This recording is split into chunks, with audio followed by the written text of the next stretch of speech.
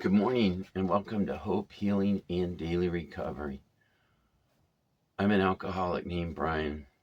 As always, let's start with the serenity prayer.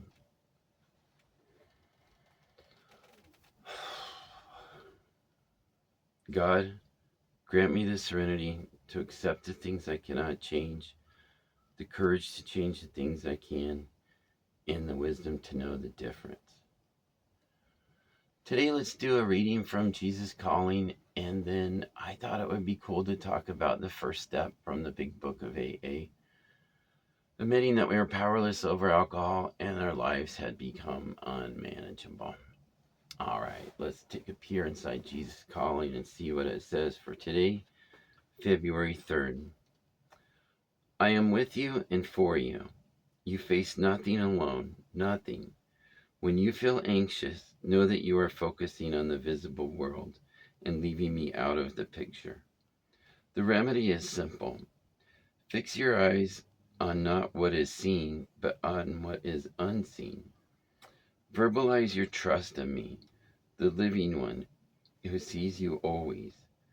I will get you safely through this day and all your days. But you can find me only in the present. Each day is a precious gift from my Father. How ridiculous to grasp the future gifts when today is set before you.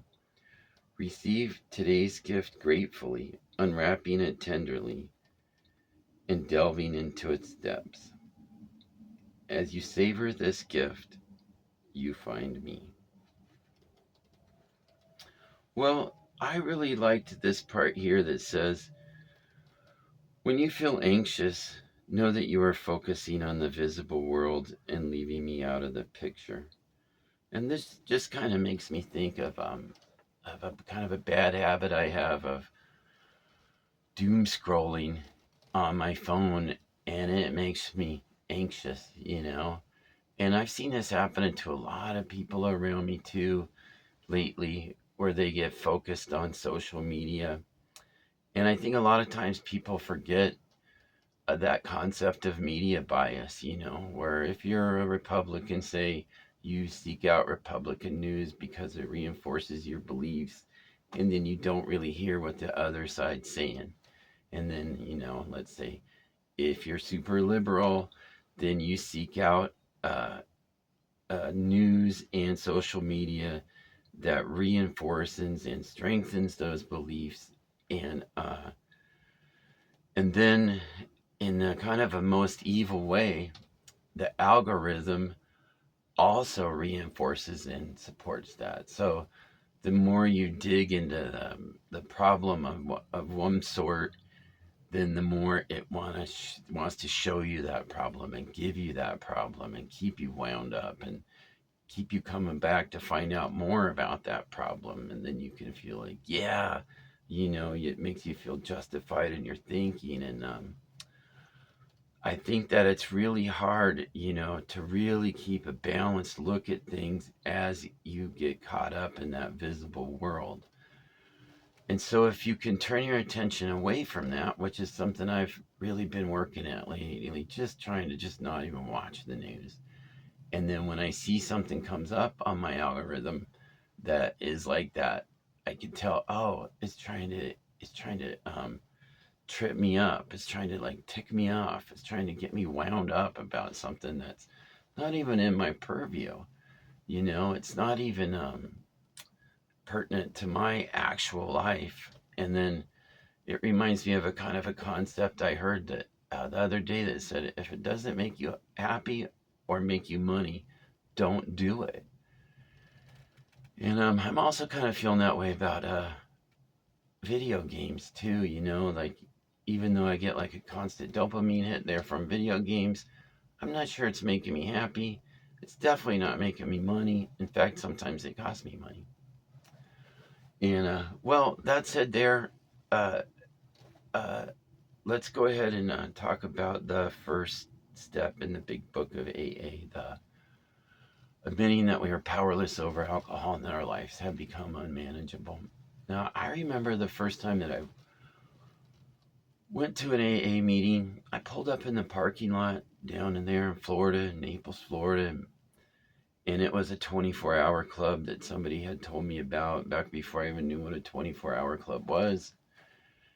And I pulled up in the parking lot and I sat there for a minute, thought about going in, and just broke down and cried in my car at kind of already what a mess my life had been, and then just the possibility that I was an alcoholic and that I needed to go to AA. I was extremely resistant to it, even though I could see my life was unmanageable, or I could feel that it was unmanageable. It was obviously unmanageable, or it was being managed horribly. That would be another way to put it. And an admission is a sort of a reluctant confession, and I think that's what it was for me finally. I kind of had a reluctant confession, like, oh God, I'm an alcoholic. Oh my God, it's a fact, I'm an alcoholic. I kind of experienced it like that. Um, and then, admitting that we're powerless over it. The powerlessness, I feel like, in a way, it kind of puts you in a position of strength, because you realize you that you alone can't fix it, that you don't have the ability, like you just can't do it. You can't control your drinking, you can't enjoy your drinking. And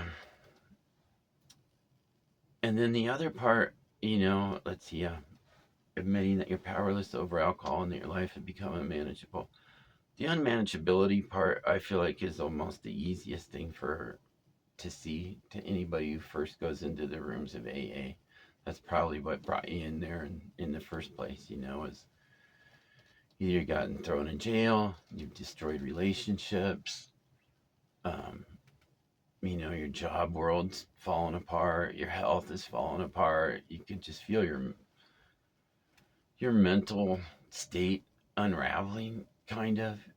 And then there was a time before that where alcohol was a refuge for me, and I feel like probably kept me from killing myself or committing suicide. I feel that way about cigarettes too. Like, there was a period where things were getting so bad in my life, and the reality of my life was so bad that being sober was unbearable. And and then I found that cigarettes and alcohol would take me away to a better place, and then so I found refuge there. We could just call it Inebriation Island. I swam up onto the shore of Inebriation Island and erected a little hut there, and just sat on a lawn chair and smoked and drank and waited and watched the world kind of unfold in front of me. I wish I had all that time I spent on the porch watching the world go by while I was drinking my 12 packs and smoking my packs of cigarettes.